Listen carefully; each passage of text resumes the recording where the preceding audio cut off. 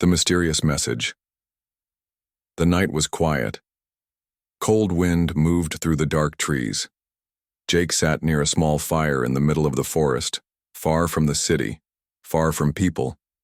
He was a man who once fought in wars. Now he just wanted peace. His only friend tonight was an old radio he found years ago. He liked fixing things, and tonight he was trying to make it work again. The radio made small noises, static, crackling sounds.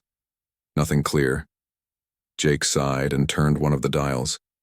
He didn't expect anything. This place was dead, just like the sky above, full of stars but no voices. Then suddenly a strange sound came from the radio. Zust, Kirk, help, please, Kirk. Jake froze. He leaned closer, turning the dial again. The voice came back, this time a little stronger. It was soft, scared, and definitely not human. Please, someone, if you can hear me, save my mother. They're coming. Jake stared at the radio, his heart beating faster. Who is this? He said quietly. But there was no answer, only more static. Then, just for a second, the voice returned, whispering one last message. You must help, before it's too late. And then silence. Jake stood up quickly, looking around. The dark forest. Everything felt strange now. The fire cracked louder. The wind became colder. Suddenly, a blue light appeared in the sky. At first it was small, like a star. But it moved, fast.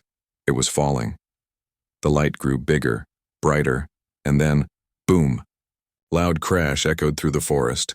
Birds flew away, trees shook. Jake grabbed his flashlight and started running toward the crash. He reached a small hill. Smoke was rising from the other side. When he got closer, he saw something that didn't belong on Earth, like a small silver pod half buried in the ground. It was warm, glowing slightly. Jake walked carefully around it. A door on the pod opened slowly with a soft hiss. Inside, lying on the floor, was a girl. But she wasn't human. She looked like she was 10 or 11. Her skin was pale blue. Her hair looked like silver threads and her eyes glowed with a soft light. She was breathing fast, her body shaking. Jake took a step back. He had seen many strange things during his time in the army, but nothing like this. The alien girl looked at him. Her voice was weak. Please, she whispered. You must help me. Jake didn't move. Who are you? He asked. She tried to sit up but fell back, coughing. They took her. My mother. They will kill her. Jake looked around. The forest was quiet again, but it didn't feel safe anymore. Who took her? He asked. The girl closed her eyes, trying to speak. The collectors. They are hunting us, please. I don't want to be alone. Jake didn't understand everything, but he saw the fear in her face. It was real. Can you walk? He asked.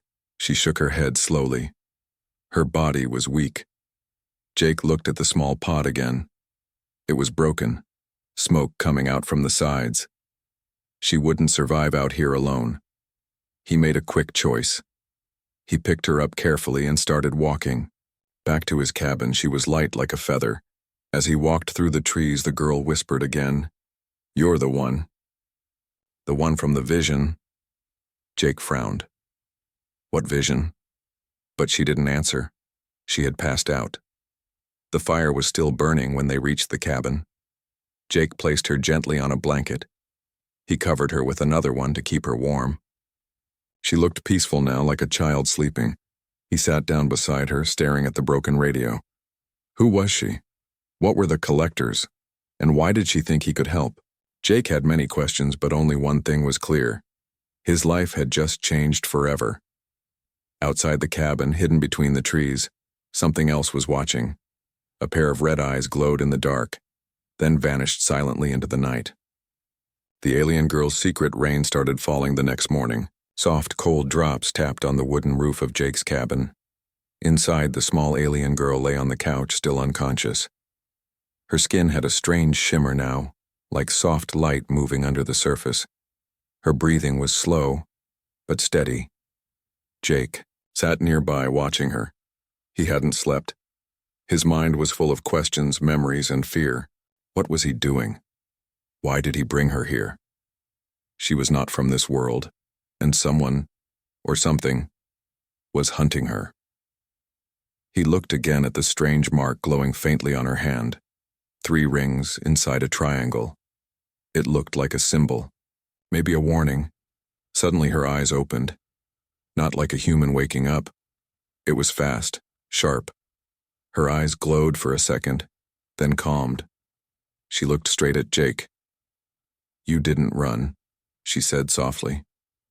Jake blinked. Her voice was still weak, but her words were clear now, more focused. "I don't run from kids," he replied. "I'm not a kid," she said. "I'm just small for my age." Jake almost smiled, but her face was serious. She slowly sat up, holding her side. "What's your name?" he asked. "Elira," she said. "Daughter of Queen Saphira, of the Inari people." Jake leaned back, surprised. "You're a princess?" She nodded, but there was no pride in her eyes, only fear. "My people were peaceful. We never wanted war. We lived in the silver clouds, above our homeworld, Siren. But then they came." Jake's voice was quiet. "The collectors?" Elira looked down, her hands shaking. "Yes, they collect life. Not to protect it and to study it, break it, use it. We thought we could hide from them. We were wrong." She touched the mark on her hand. It glowed brighter. A soft hum filled the cabin. Jake stared as a blue hologram rose from her palm. Floating in the air was an image, a tall, beautiful woman wearing silver armor. She stood in a glowing chamber, surrounded by fire. She was screaming something. Her voice lost in the hum. Then another image, fast, sharp, dark ships like flying spiders surrounding a planet, dragging it into darkness. The final image froze. The queen, trapped inside a glass prison, floating in space, eyes closed, hands reaching out. Elira looked at Jake, her voice cracking. "They took her. They're draining her life. I escaped.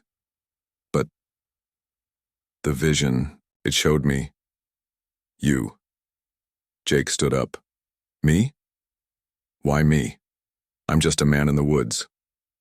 Elira stood too, her small frame trembling, but her eyes glowing stronger now. "You were a soldier, a protector. Your mind is strong. Your heart still remembers how to fight for others." Jake turned away. "I'm done with fighting."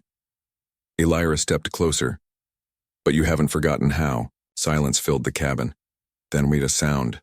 Loud, sharp, metal against metal. Jake turned toward the door. Nothing, but the girl's eyes widened. "They found me." Jake grabbed the shotgun hanging on the wall, though deep down he knew it wouldn't help much against what might be coming. Suddenly, crack! The window shattered. A dark claw smashed through it. Grabbing the edge, Jake fired. A flash of smoke. The claw vanished. "Get down!" he shouted. He pushed Elira behind the couch and rushed to the door. Outside, strange shapes moved between the trees. They didn't walk. They floated, like shadows wearing armor. No faces, just glowing red slits for eyes. One of them raised its hand. The ground shook. Jake stumbled back. Then, Elira stood up. She held out her hand. Her palm glowed again, but this time brighter, like a small sun. A pulse of energy shot from her skin, hitting the wall. The creatures outside hissed. The light pushed them back. "What the hell was that?" Jake whispered. Elira was breathing fast, her nose bleeding. "I can't hold them back forever. We need to move. Now." Jake nodded. "Then tell me where we're going." She looked him in the eyes. "To the Forgotten Gate. My people left a path, a way to reach my mother, but only someone from your world can open it."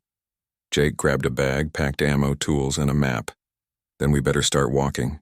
As they left the cabin, the forest behind them fell into silence again. But deep within the trees, a new figure stepped into the clearing. Not a collector, not human either.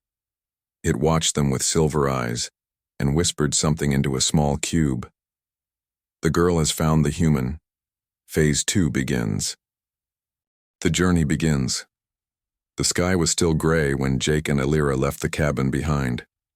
A soft mist had fallen over the forest, covering everything in a thin, cold fog. Trees stretched tall like silent watchers. Not even the birds dared to sing. Jake kept his eyes sharp and his shotgun ready, but Elira walked with her head down, quiet. Her energy was weaker today. She hadn't spoken much since the attack, but he could see it. She was scared, and trying hard not to show it. "How far is this gate of yours?" Jake asked. "Half a day, maybe less," she replied without looking up. "If the forest lets us through." Jake stopped walking. "What does that mean, if the forest lets us?" Elira looked around. "This forest, it remembers things. It was once part of my people's world, before it sank into yours." Jake frowned. "You mean, this forest isn't natural?" She shook her head. "Nothing is after the collectors pass through."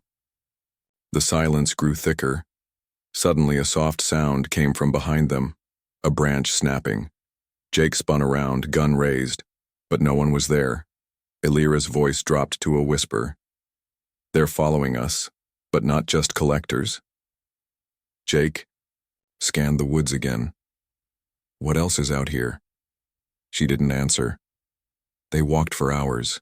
The deeper they went, the stranger the forest became. Trees grew in twisted shapes, bending toward the path like they were watching. The mist thickened, and sometimes the air itself shimmered like heat on hot pavement. Then they found it, a massive tree, thicker than a house, with glowing roots that pulsed like veins. Symbols were carved deep into the bark. Elira walked to it slowly. She placed her hand on the wood. The tree responded, its glow brightening. "This is it," she whispered. "The key is hidden inside." Jake looked around. "Hidden how?" Elira stepped back. "It's not locked by force, it's locked by memory."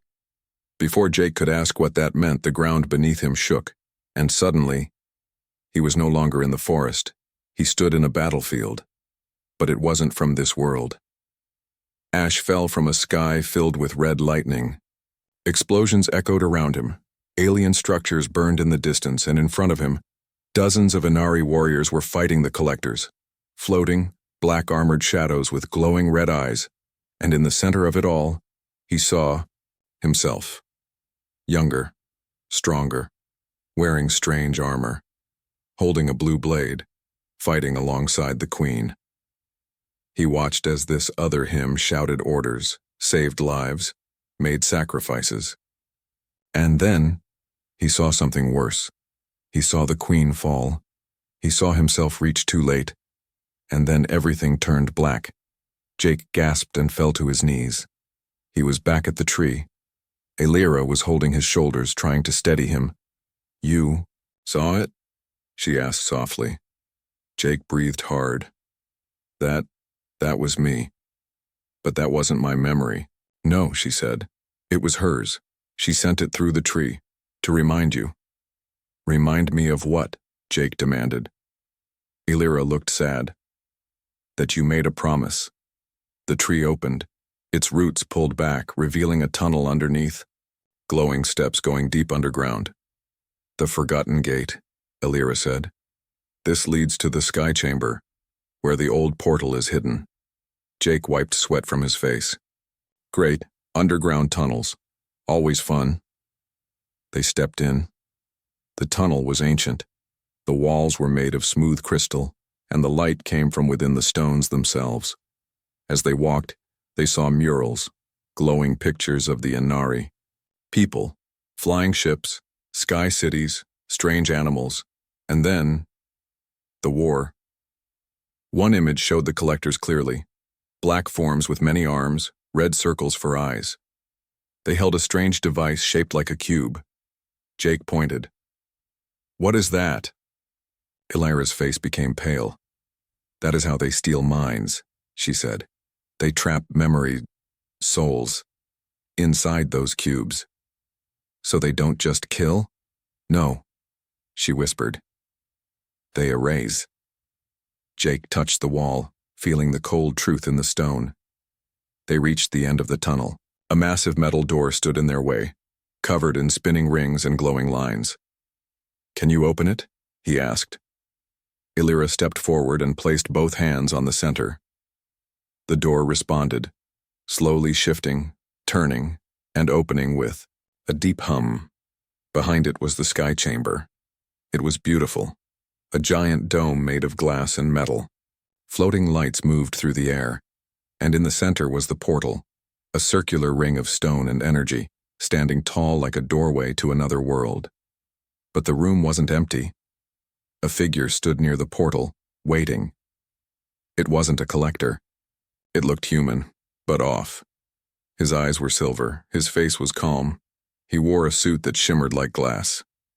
You came, he said, just like she said you would. Jake raised his weapon. Who the hell are you? The man smiled. I'm the guardian of this gate, and the one who will decide if you deserve to pass. The dark world, the portal hummed with ancient energy. It pulsed like a living heart, and the light inside the stone ring moved like liquid, silver. Jake stared at the man who called himself the Guardian. He didn't lower his weapon. Who are you really? Jake asked. You don't look like one of them. The man smiled calmly. You're right. I am not a collector. I am something older. Elira stepped forward slowly, eyes sharp. Then, what are you? The man turned to her. His voice changed, deeper, colder. I am the memory of a world already lost. I am here because your mother asked me to be. Jake stepped in front of Elira. You knew her? The man nodded. She built this gate long ago with help from your kind, human. This place was meant to be a bridge between two species. But now, it is the last hope. Hope for what? Jake asked. The man's eyes shimmered silver. To reach the other side. But the portal doesn't work like a door. It reads your mind, your fear, your guilt. Only those who carry the truth are allowed to pass. Jake narrowed his eyes. And what if we try anyway? The man stepped aside. Then the portal will show you your worst self, and you will never return. Elira looked at Jake. Her voice was quiet. We have no choice. Jake took a deep breath and nodded. Together, they stepped into the light. The world changed. Jake felt his body stretch, twist, and fall, like dropping through water without end. Voices whispered in his ears, some familiar, some completely alien. Then, silence. When his eyes opened, everything was different. They stood on a cold, dark plain. The ground was black like ash. The sky was purple, covered in storms that never stopped moving. Strange towers floated in the air above them, broken ruins of a lost world. Elira fell to her knees, shaking. This was Siren, she said. My home. Jake looked around. It's, destroyed. She nodded slowly. After the collectors came, nothing survived. They stripped the sky, burned the ground. This place is dead. He could feel it too. The air was heavy, not with smoke, with sadness, with ghosts. As they walked, they passed fallen statues, crashed ships, shattered crystal cities. All silent, all empty. But the silence didn't last. A sound echoed in the distance, metal scraping like something crawling. Jake raised his weapon. We're not alone. From the shadow of a broken tower, 3 creatures floated into view. They looked like collectors, but smaller, weaker. Their armor was cracked, their red eyes flickering. Elira gasped. These are the empty ones. Their bodies are still here, but their minds are gone. One of them spoke, in a voice that echoed from deep inside its chest, return the key. Return the child. Jake stepped between Elira and the creatures. You'll have to come take her. Suddenly, more of them appeared. 10, maybe more, circling them. Elira reached into her coat and pulled out a small silver orb. Hold, still, she said. She threw the orb to the ground. It exploded in a flash of light. When the smoke cleared, the creatures were gone. Jake coughed. What was that? Memory bomb, Elira replied. It shows them a piece of their past. Most of them can't handle it. Jake was impressed and scared. They moved quickly now, deeper into the ruins. After an hour, they reached a wide, circular space. In the center was a structure, a large black cube hovering above the ground. Chains of light held it in place. Elira stepped back in fear. That's one of their memory prisons, she said. They store stolen minds inside. Jake looked closer. Inside the cube, something moved. A shape, a face, a woman. Eyes closed, floating in silence. Is that your mother? Jake asked. Elira nodded, tears running down her face. Yes. They're draining her, every second. If we don't break it now, she'll fade. Jake stepped forward. So how do we open it? Before Elira could answer, a voice spoke from the darkness. You don't. Jake turned fast. From the shadows, a tall figure walked into the light. It wasn't like the others. It had the body of a collector, but the face of a human. It looked like Jake, but older, sharper, eyes glowing red. What the hell? Jake whispered. The creature smiled. I am the version of you that gave up. The one who joined them. The one who saw the truth and chose power. Elira stepped back. No, it's a copy, a corrupted memory. Jake raised his weapon, but the doppelganger was fast. With a wave of its hand, Jake was thrown back, crashing into the ground. The creature walked toward Elira. You were never supposed to make it here, it said. But don't worry. We'll make sure your mind lives forever, inside the machine. The collector's trap. The wind howled across the dead plains of Siren as Jake lay broken on the cold stone floor, dust and blood mixing in the corner of his mouth. His vision blurred. Above him stood a creature wearing his face. A perfect copy, but twisted, darker. The corrupted version of Jake smiled coldly. Look at you, it said, still trying to play the hero.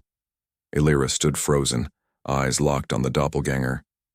Her hands shook, but not from fear, from rage. You're not him, she said quietly. You're a lie. The fake Jake tilted its head. No. I'm a truth he's afraid to face, the part of him that gave up. I am what happens when a man stops pretending and embraces what power truly means. Jake tried to stand, but pain shot through his side. A rib was cracked. Don't listen to it, Elira, he gasped. It's just noise. The creature turned, eyes glowing red. I'm not just noise. I'm the backup plan. The collectors built me from his memories. They needed a version of you, Jake, one they could control. He raised his hand again. Jake was lifted into the air, choking. But now, they don't need the real you anymore. Suddenly, flash. A wave of light exploded from Elira's body. The copy screamed, shielding its face. Jake dropped to the ground, coughing hard. Elira stood tall now, her eyes glowing bright blue, hair floating as if caught in a wind only she could feel. You made a mistake, she said. You touched my memories, and now they remember you. She raised her hands, and the ground cracked. The false Jake stumbled backward as ghostly images surrounded him. Real memories from Jake's. Past the battlefield, the broken promises, the pain, but also the courage, the choice to save, to protect. The doppelganger screamed, cracks forming across its skin like breaking glass. No, I am him. I am crack. He shattered into black dust. The silence that followed was heavier than noise. Jake slowly stood up, holding his side. That was intense. Elira walked to him, still glowing. I couldn't do that before. Something changed. Jake nodded. Yeah, you grew stronger, but the silence didn't last long. From behind the black cube that held Alira's mother, another sound echoed. Not a scream this time, but a song. A slow, low hum. A pulse. Jake turned. What now? Alira's face turned pale. The central. Mind. It's waking up. Suddenly the air shook. A deep voice, not male or female, spoke from the sky itself. Intruders. Access unauthorized. Preparing full absorption protocol. The ground began to shift. Metal plates rose from below, forming walls around them. The cube began to change, its chains pulled tight, and from it a giant form began to emerge. It was like a collector, but much larger. Its arms were made of cables and steel. Its head had no face, only screens flashing memories. Jake's memories, Alira's childhood, the Queen's screams.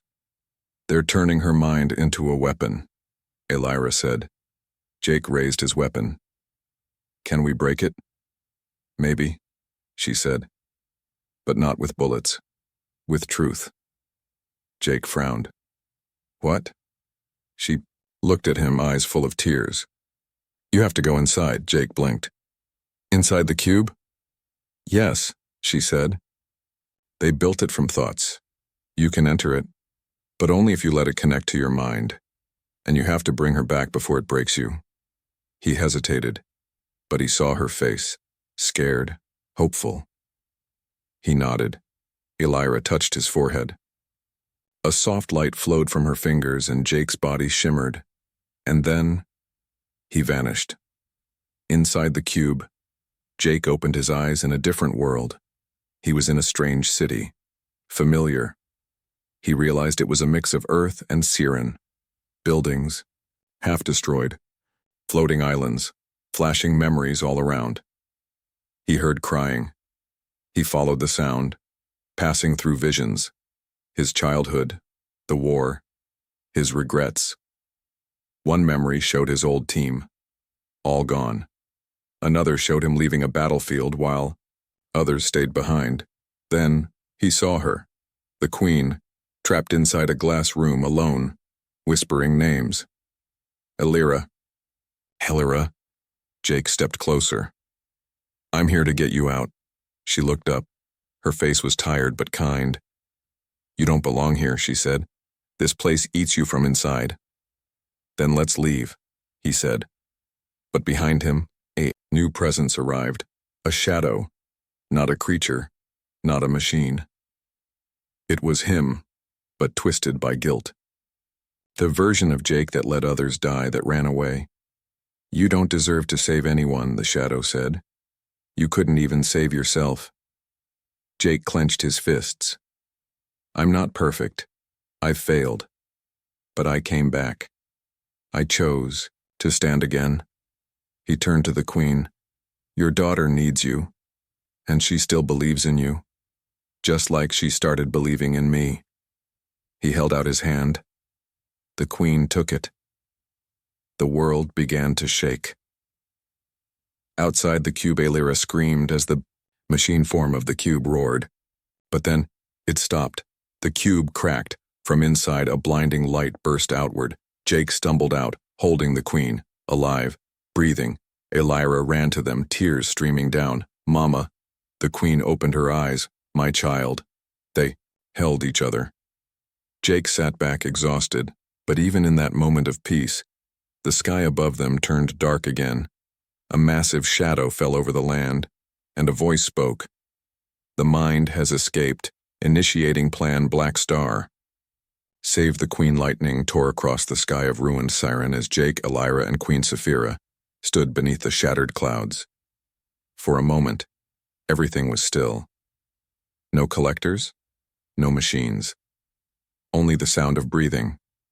Hard, broken, alive. Then the darkness returned. The air above them twisted and folded into itself, as if the sky was turning inside out. A giant shape pushed through the clouds. A ship, larger than a city, with a body shaped like a claw wrapped around a black sun. From the heart of it came a sound, not made for human ears. a hum that grew and shook the very ground. The Queen's face turned cold. They've begun Plan Black Star. Jake stood slowly, bruised and bleeding. What does that mean? She looked at her daughter, then back at him.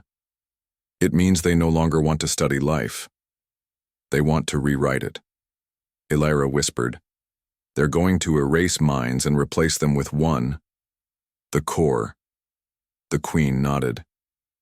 The collectors are not one species, they are many, absorbed and stripped of identity. Their final plan is to make all life think the same. One thought, one voice. Jake clenched his fists. We're not letting that happen. But the ground beneath them trembled.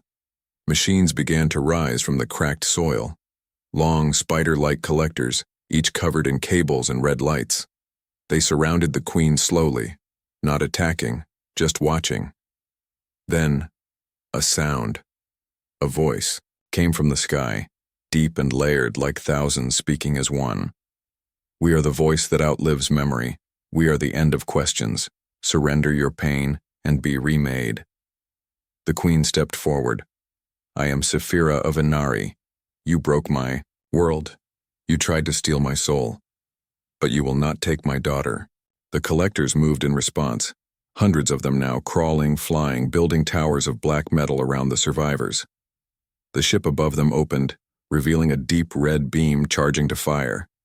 Jake grabbed his gun and turned to the Queen. You said they want to erase thought. But what if we give them too much to process? The Queen looked surprised. You mean, confuse the core? Jake nodded. You said they copy minds, right? What if we overload them with something they can't understand? Emotion. Elira stepped forward, her eyes glowing again.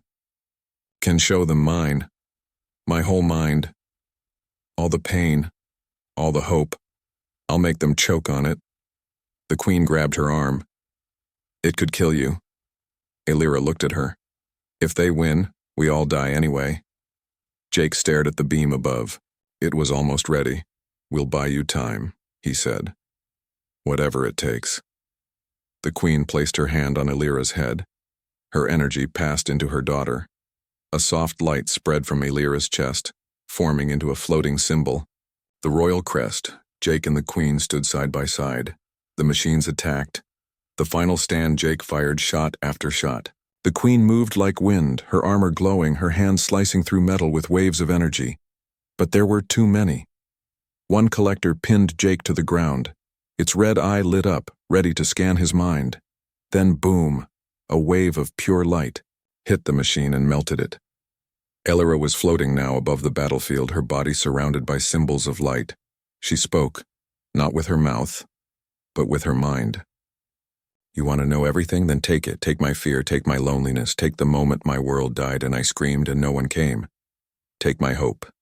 Take my dreams. Take my love for a human who didn't run away. Her memories exploded. Outward, the machines froze. One by one, their red eyes turned blue, then white, then dark.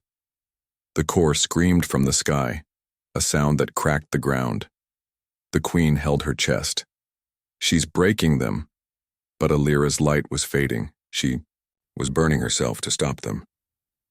Jake ran toward her. Elira, stop. You're going too far. She turned her head slightly. It's okay, she whispered inside his mind. They can't take me now. I gave myself freely. Then her body fell. Jake caught her.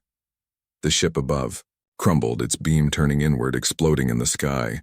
All around them, the collectors fell silent. The sky cleared. Moments later, the battlefield was quiet.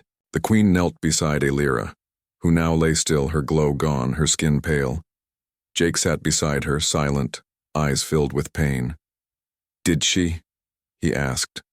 But the Queen touched her daughter's forehead, and the crest glowed. Slowly, her chest rose. Elira gasped. Jake smiled for the first time in what felt like a lifetime. She opened her eyes, tired but bright. Is it over? She asked. Jake nodded. You saved everyone. She smiled weakly. Did I look cool? Jake laughed. tears falling down his face. You looked like a star. But above them, far beyond the clouds, deep in the ruins of the collector ship, something stirred. A single cube still glowed, and inside it, a voice whispered, "Black Star was only the beginning, the final choice. The war was over." Or so they thought. Elira lay resting in the Queen's arms, wrapped in soft silver cloth, her breath steady but shallow. Her powers were drained. Her mind had faced the core itself and survived, but only just. Jake stood at the edge of the battlefield, watching the remains of the collector ship fall slowly from the sky like dying stars. Smoke curled across the ruins of Siren. For the first time in ages, the sky was clear, but peace never comes without a price. A soft hum caught his attention. From beneath the ashes, deep in the broken earth, a strange light pulsed. Faint, but steady. Jake walked toward it, feeling a strange pull in his chest. As he reached it, he saw it. A single cube, undamaged, untouched. Its glow wasn't red like the others. It was white, and it was whispering. One more choice. One more chance. One more truth. Jake picked it up carefully. The cube was warm, alive. It vibrated with a strange rhythm, almost like a heartbeat. He turned back toward the Queen and Elira. "I think there's something still here." The Queen's expression darkened. If it survived, it might be the original mind. Jake's eyes narrowed. "The first collector?" "No," she said. "The first victim." Inside the cube, Elira, weak but awake, touched the cube, and suddenly, all three of them were pulled into a vision. They stood in a different world. This place was peaceful. A wide, open sky. A sea of stars. A single child stood on a stone platform alone, eyes full of wonder. Then the sky cracked, and from it came a machine, ancient, broken, and cold. The child screamed, reaching out. Then the memory cut, flashing through time, cities burning, races vanishing, one mind copying another, then 1,000, until it forgot who it was. The Queen whispered, "This was the beginning." The collector core was once a child, a mind built to protect, turned into a god of silence. Jake clenched his jaw. And now it wants to come back, to finish what it started. Elira reached out to the final cube. It floated between her hands. "It's not attacking," she said softly. "It's asking." Jake looked at her. "Asking what?" She turned to him. "If we will let it go." The Queen stepped forward. "If we destroy the cube, the last echo of the core is gone. Forever. The knowledge, the memories, erased." Jake frowned. "But if we keep it, it might come back," the Queen finished. They stood in silence. 3 lives. 1 choice. The final choice. Jake looked at Elira. "You fought them. You nearly died. This decision should be yours." Elira held the cube to her chest. She closed her eyes, and then she spoke directly to it. "You were once innocent, once lost, but you let your pain become cruelty. You erased too many lives." A pause. "But maybe that means you understand how much life matters." The cube pulsed, not in anger, but in sorrow. Jake stepped beside her. "What are you going to do?" Elira looked at both of them. "I won't destroy it, but I also won't keep it." She lifted the cube high. Her eyes glowed one last time, and she sent it into the stars, far beyond Siren, beyond Earth, beyond even the collector's reach. "Let it float forever," she said. Alone thinking, never forgotten and but never feared again. The sky shimmered, the cube vanished, and silence returned. 1 week later, the Queen stood at the edge of a rebuilt platform, looking out over the remains of her world. Tiny blue plants had started to grow again. Life was returning. Elira sat nearby, still recovering, still glowing a little from within. She smiled more now, quietly, like someone learning how to be happy again. Jake stood beside a strange ship. The Queen had gifted him, part Inari tech, part human metal. He looked up at the sky. So, what now? The Queen approached. We will rebuild, and we will protect. This time we will not hide. Jake nodded. And me? She smiled. You've earned your peace. But if you ever wish to travel the stars, there's a place for you. Elira walked up holding something, a new cube, but this one was empty. For your stories, she said. In case you want to remember. Jake took it with a small grin. Thanks, kid. He stepped onto his ship. Engines lit. As it lifted, Elira waved, Jake waved back, and for the first time in a long, long time, he didn't feel lost. Far away. In the deep silence of space, a small white cube floated, alone. But this time, it did not whisper. It listened and waited.